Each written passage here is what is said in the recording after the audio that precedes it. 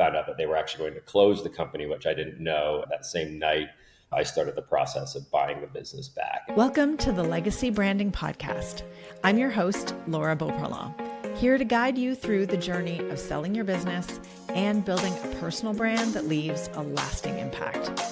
On the show, we'll explore real-life founder stories, expert insights, and actionable strategies to help you navigate the transition, avoid post-sale crisis, and create your impact-driven legacy brand. Whether you're thinking of selling, building to sell, or already on the other side, this podcast is your go-to resource for making your next evolution your best one yet.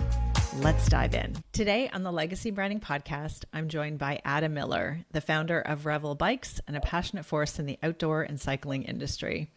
Adam launched Revel in 2019 and quickly made a name for himself in the cycling world.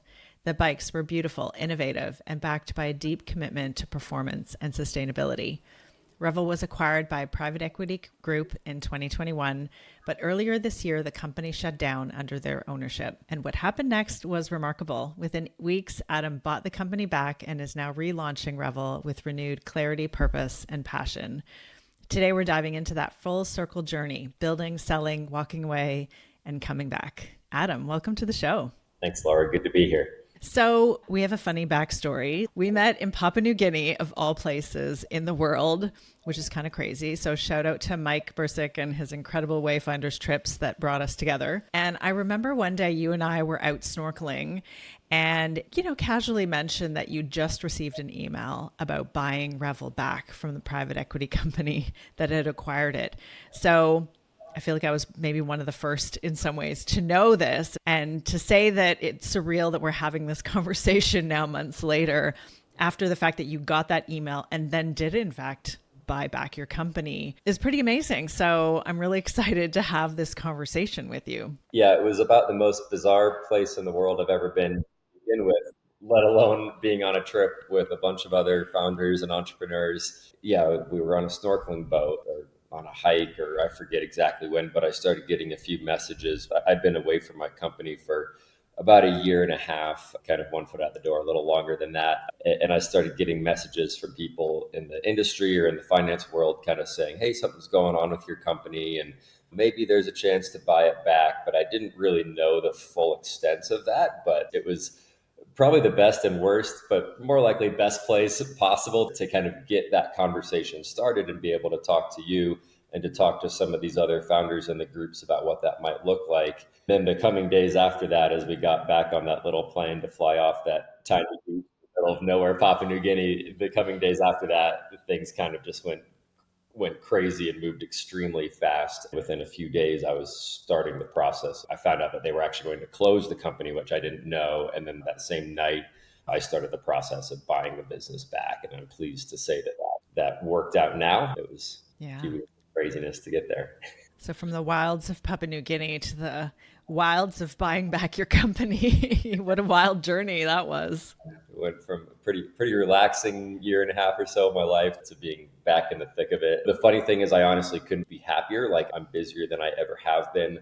I bought back a company that failed. When I started it and built it and sold it, it was considered one of the most successful bike companies ever, the fastest growing mountain bike company ever. We won multiple industry awards through 2019, 2021. We were growing so fast. We got fairly lucky with the timing with the pandemic and a lot of interest in outdoor sports, but the company was growing very fast before the pandemic as well. So it was just kind of this perfect storm and fortunate timing where things went very well. So I decided to sell the company and I stayed on working for the private equity firm that bought it. And then very quickly things changed and I left the company, and then they changed a lot more than I ever expected. And so to see the company I started and worked with so many good people, and so many people put so much energy and effort and passion into the business, to see that company close was emotionally quite challenging. And then to go through the process of buying it back was not quite as straightforward as it sounds. A lot of people have said, oh yeah, it makes sense. The founder bought back the company.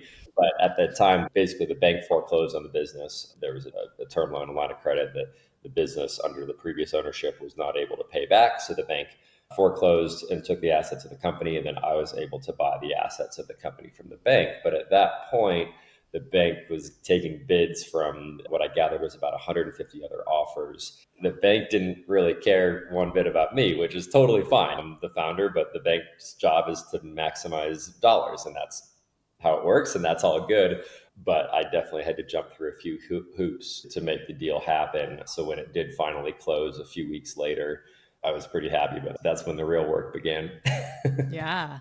So, what was that like to watch this company that you built and grew and loved? We often talk about our business baby, and then to see a company take it and then just kind of decimate it, go into debt, and then shut it down. What was that like to watch from the sidelines? Yeah, it ended up on one hand, I had like a year and a half where I was totally off, and in my early 30s had sold the business, had a very successful exit, was able to provide returns to my five other investors that they all said were bigger returns than they got on any other investment deal. And this is a bike company of all things. It's not what you'd expect to give returns like that. So it was a successful exit. We were able to give all of our employees significant bonuses, just surprise bonuses one day when the deal closed. And that was like, I think I'll always remember that day in the office. There was a lot of really happy tears, and there's a lot of so much good that came out of selling the business. And it was the right thing to do at the time with how fast we were growing and the cash needs that the business had going forward if we were to continue that growth trajectory. The bike business is not ideal from a cash flow perspective. There's a pretty slow days to cash cycle. So I was always looking for cash. So selling to private equity or selling in general made sense because I knew that I couldn't back the business anymore with my multiple second mortgages and all the investors I had taken on. But it was a pretty classic startup story. The first 6 employees all lived in my house. A few of them lived in their vans in my driveway and would come into my house to use the shower and washing machine. And a lot of people say they started a company in their garage. Well, I didn't have a garage. I like to say we started it in the living room. Like there was multiple nights where we were designing these bikes and putting together prototypes late at night, drinking some beers. And it just felt like it was like a group of really close knit group of friends. And we were putting everything we could into developing the best bikes we could. It was fully startup founded on passion. I funded the first most high-end manufacturing for these bikes is in Asia, in Taiwan or China or Vietnam. So I funded the first 7 trips to the factories that I was working with by taking out travel credit cards that had the airline mile bonus points. You played the points game. Yeah, played the points game, like bootstrapped everything. We put everything into making the best bikes we could. And when we launched, it just took off like crazy. Within days, we were sold out of our first batch in 2019. And we became a bike brand known in the whole world amongst the kind of niche high end mountain bike world. But we sold bikes to like 60 something countries, all 50 states, and things were just taking off. We were in magazines being talked about with brands that I had huge amounts of respect for that had been around for 30 or 40 years. Outside Magazine, which is kind of the largest publication in the outdoor industry, we won the award of best overall mountain bike. So not just best like cross country bike or best downhill bike, but best overall mountain bike. And that really kind of tipped the scales and we Wow. took off from there. So there was so much passion put into this business, which I'm sure so many people can relate to. And then selling it felt so good and felt like the right thing to do at the time. And then fairly quickly, even though I thought that I found the right buyer group, because my plan was to continue working there, not have much change externally. The cap table changes, but not much would change from a day-to-day standpoint. And that just did not work out as expected at all. So I ended up giving the private equity firm, at one point, I gave them a letter. I gave them 18 months notice that I was going to leave the company. And I said, hey, love the business, love the products, love the people here, but this isn't a good fit anymore. And I want to professionally work together to hire a CEO to replace me and work my way out of the business. And they kept me on till that last day of the 18 months. Oh boy. Part of me was hoping they'd say, okay, you're out of here now. But so that was an interesting time to basically say, hey, we're not getting along anymore, or we're seeing things differently. They bought the company. They get to do what they want with it. I kind of fought it for a while. Then I sort of realized, hey, this was the decision I made. And they have a lot of experience and this could be great. I'll hire a CEO to replace me. And I'm excited to step back, figure out whatever I'm going to do next and watch my company grow. Maybe it goes in a different direction. Maybe almost certainly they'll do things differently than I would. But hey, that's exciting. I started something really special that's well known around the world. And that's really cool. And hiring a CEO is actually pretty fun. I was pretty excited to hire someone to replace me. I was ready to leave and wanted to hand off the reins. It wasn't nearly as challenging as maybe it sounds.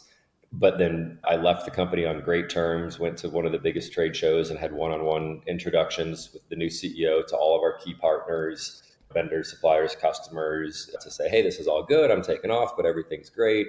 I had a consulting deal set up with a private equity firm. Everything was seemingly just fine. And then about 2 months after I left, the dust kind of settled and things went south pretty quick. The private equity firm kind of pulled all the classic stuff in the books to never pay me another dollar or have anything to do with me. And so that felt like a pretty good slap in the face because I just wasn't expecting it, nor did I think it was a smart decision for the business since I was still pretty well associated with the company, regardless of what the cap table sort of said.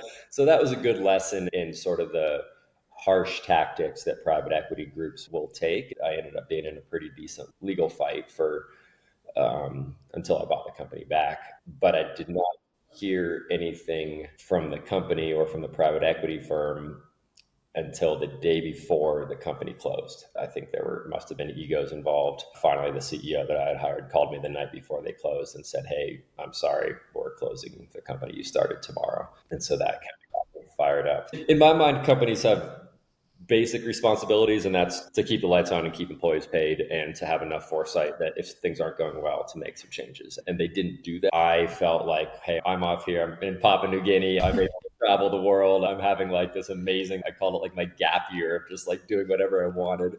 Like I built a house and I don't know, just like on an airplane every other week and trying to figure out what I was going to do next. And I was ready to do something next, but I sure didn't think it was going to be buying back the company I started from the state that it was in. And here we are. I really couldn't be happier. It's like I have my company back and I get to take all the lessons I learned and do it right, or try my best to do it right. That's the goal right now. Yeah, I can definitely see the smile on your face. And I've been following your journey on social media because we haven't really had a chance to connect since Papua New Guinea because you've been busy buying back your company and trying to rebuild it. It's so amazing just to see. You just seem like really happy, really grounded, like, yeah, like I'm back and I'm going to do this right and do right by your employees and the team and the company that you built originally. That's the goal. It's funny. Social media is always the highlight reel. Of course. Yeah, for everybody in my industry in particular, we make mountain bikes and mountain bikes are all about fun. At the end of the day, I say, hey, we're selling toys for grownups. We sell something really fun. We sell expensive high-end bikes. Our bikes are actually priced lower than our competition for business plug. But regardless, any bike in this realm, we're talking about $5,000 or $10,000 bicycles. So these are amazing high performance machines. But at the end of the day, they're toys. And for myself and for most of our customers, the bikes we sell are like an outlet. It's like at the end of your workday, you go ride your bike for fun because it's just like the most fun thing of all time. I'm fully addicted to bikes and it's defined a big part of my life. A lot of what we show off on the business social media, but also my personal social media, is riding bikes and drinking a beer after the bike ride. Traditionally, for the last 10 years, or really my whole career that I've had different bike businesses, and mainly this one, I've tried to keep the two separate. Like, hey, bikes are fun. People interested in bikes don't want to hear about business because business is serious. And one of my goals now is to be much more transparent about the business side because I think based on social media, like most people, even people close to me, think that my job is just like riding bikes and taking pictures and high-fiving all day long and having a beer at the end of the ride. And that's like 1% of it. Like most of my job is finance and spreadsheets. And it's like any other business or any other job.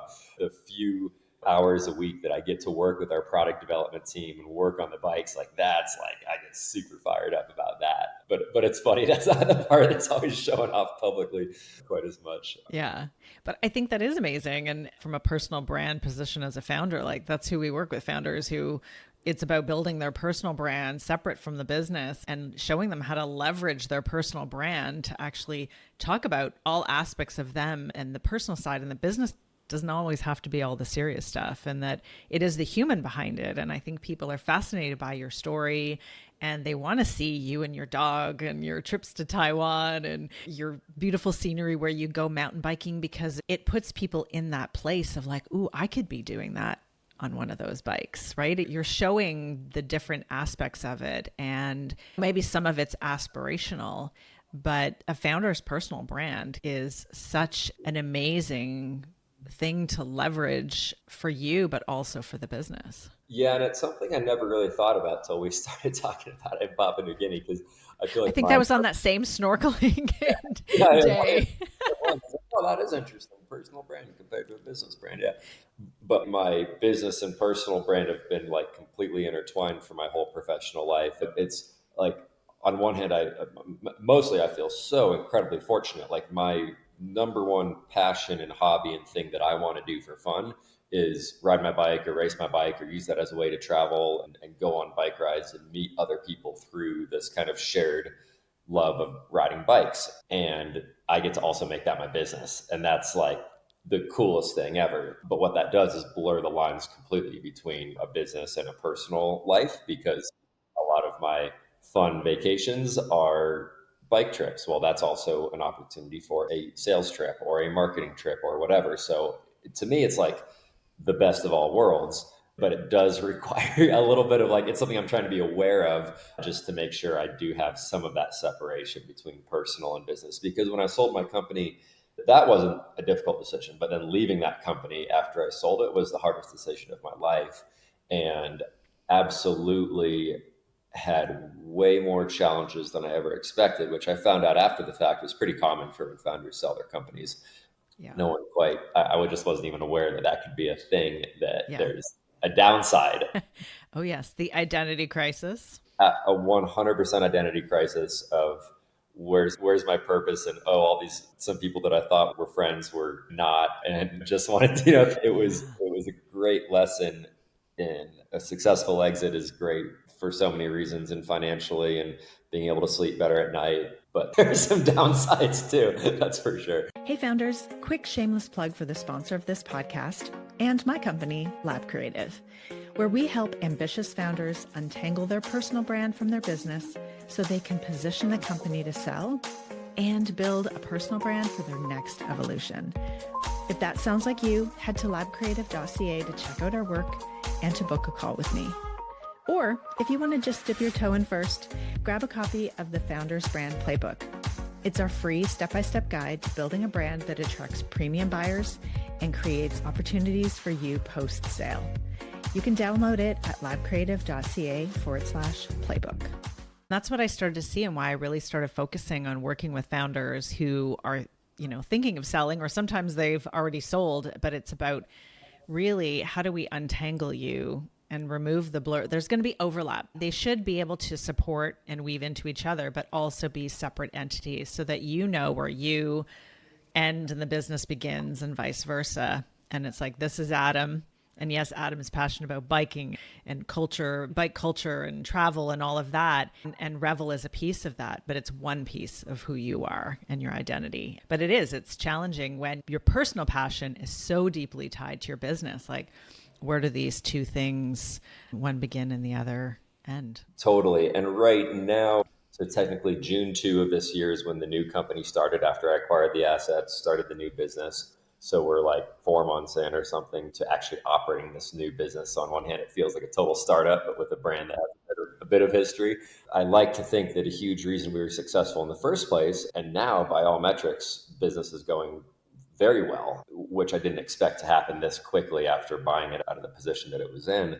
The main reason for that is because of that, like, all obsessive passion to do the right thing and make the right products and have the best customer service. And so I've sort of decided personally, well, for a period of time, I am going to no longer focus on trying to have some separation and put every bit of my energy into this business, because I think that is what's necessary. It's my responsibility. It's what I can do, and it's what I can do to make this company successful. But I think what's different now than the first time around is at least having that awareness of, hey, there's like some amount of time where that's a good idea. And then in order to set this company up to be sustainable long term for myself and for the company, working on what that separation is and when that might be appropriate. But the fun thing is, I don't want to build and sell the business again. I've done that. I sold a couple other companies previously. And that's been one realization I've had, is I want to build this to be a sustainable long-term company, because I missed it after I sold it. I can't imagine owning a company that's more in line with my values and my lifestyle.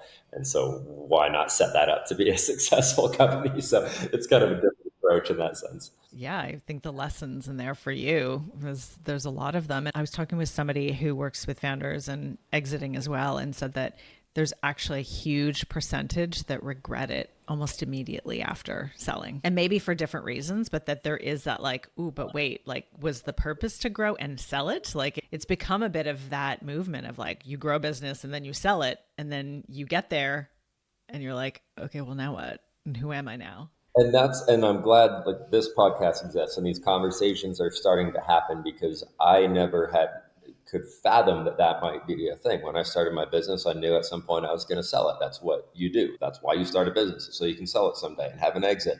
I didn't really know there were other ways of looking at that, which now I feel like so naive even admitting that. But I think our society kind of glorifies these, especially like big, huge tech companies, like Yeah. building a company and selling for X massive amount of money. And then, yeah, what I found on my, compared to those, relatively much smaller exit. But as I've talked to other founders that have exited their companies, it's a very common theme of regret or unexpected, just unexpected feelings after the fact. But I love that you now have that clarity around like what success looks like for you and what you really want in this next chapter. And it's not to build a business to sell it, but continue to build this business that is so deeply aligned with what you are most passionate about in life. I think that was a beautiful gift, even though it was difficult and challenging. But I think that's where we grow. We were in this trip to Papua New Guinea and we all got a hat that says courage over comfort. And I think this kind of wraps that up for you. It was in some ways very courageous of you for even to build it, to sell it. And you could have stayed in your comfort zone of like, okay, I exited, made some great money, but you actually decided to step back into courage again by buying it back. Yeah, I like the courage over comfort saying quite a bit. And what I think I've come to really realize with this situation is I'm actually way more comfortable in being back in the business and back into throwing a bunch of money in and taking the gamble. I don't even think it's a gamble. It's just the investment and whatever, however long it takes to build the company back to the level of success that makes it sustainable.